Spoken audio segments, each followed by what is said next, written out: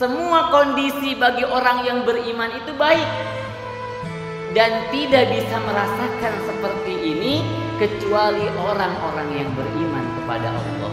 Ketika diberikan kenikmatan dia mampu bersyukur, itu baik baginya. Ketika dia diberikan ujian, kesusahan, kesulitan, dia bersabar, itu juga baik baginya. Digambarkan di dalam hadis, ajaban li amril mu'min. Kira-kira orang yang beriman ada masalah nggak dalam hidupnya, Bu? Ada masalah nggak? Ada. Ada beban nggak? Ada. Tapi masalah dan bebannya tidak menjadikan dirinya gelisah, tidak menjadikan dirinya putus asa, tidak menjadikan dirinya mengeluh. Kenapa? Karena dia yakin kepada Allah Subhanahu wa ta'ala.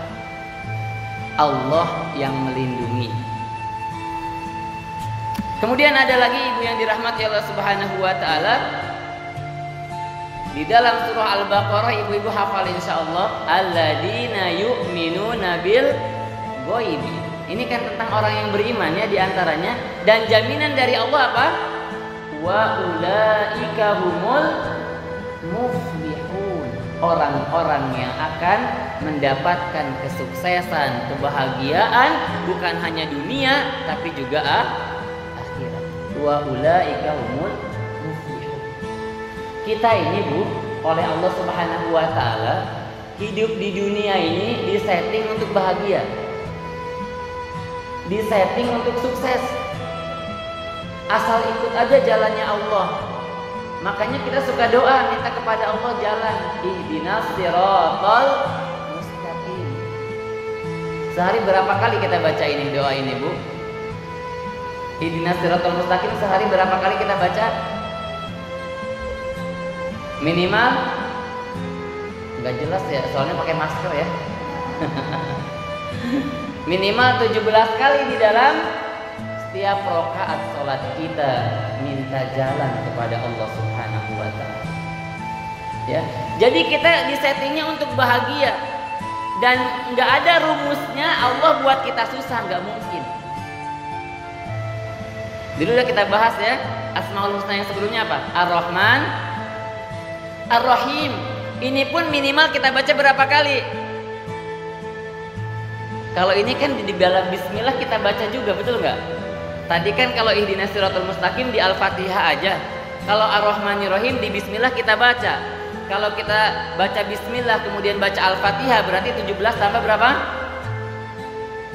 Tambah 17 juga kan? Kemudian pas mau makan baca bismillah enggak? Semua aktivitas kita baca bismillah. Bisa jadi ratusan kali di dalam sehari semalam kita mengucapkan bismillah.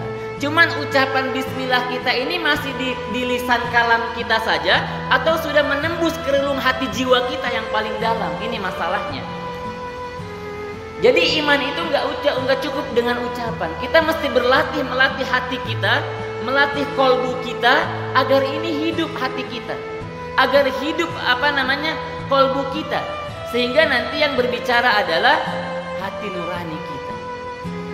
Ini penting.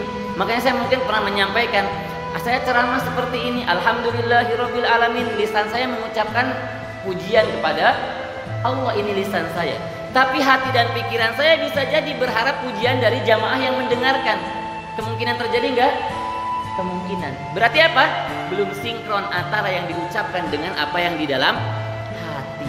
Nah ini, Bu, bagaimana kita melatih kolbu kita, melatih hati kita agar dia tumbuh, agar dia subur, agar dia dominan. Kenapa? Karena dia adalah raja diri kita yang mengendalikan semua fisik kita, panca indera kita, ya, itu adalah hati kita. Nah, balik tadi ke Ar-Rahmanir-Rahim. Allah Subhanahu wa ta'ala memiliki ini dari Asmaul Husna, Ar-Rahmanir-Rahim, yang maha pengasih lagi maha penyayang. Jadi nggak ada rumusnya. Allah buat kita susah, Allah buat kita menderita, nggak ada. Yang buat kita susah, yang buat kita menderita itu diri kita sendiri. Kenapa? Karena tidak mau mengikut petunjuknya Allah. Kata Allah ke kanan, kita malah ke kiri, betul nggak? Allah nyuruh kita jalan, kita malah berhenti. Allah nyuruh kita berhenti, kita malah jalan. Kata Allah, jangan gibah, kita malah gibah. Jangan jelek-jelekin orang lain, malah kita jelek-jelekin orang. Jangan ngomongin orang lain, kita bilangnya enggak ngomongin orang lain, cuma menceritakan doang. Kan itu juga. Ya. Jangan ria ingin dipuji, kita inginnya pamer. Apalagi ada media sosial sekarang, apa-apa bisa diupload, betul nggak Bu? Ya. Jadi seperti itu tuh potensi-potensi yang melencengkan kita dari ridhonya Allah Subhanahu wa Ta'ala. Yang terkadang kita juga lebih terkadang mencari perhatian ridhonya manusia dibandingkan dengan ridhonya Allah. Kita lebih bangga dipuji oleh manusia, dibanggakan, diangkat oleh manusia dibandingkan dengan diangkat oleh Allah. Dan kita sedih, putus asa ketika dihina oleh manusia. Padahal sesungguhnya yang harus kita sedih adalah ketika Allah menghinakan kita dengan asbab maksiat dan dosa yang kita lakukan. Ya.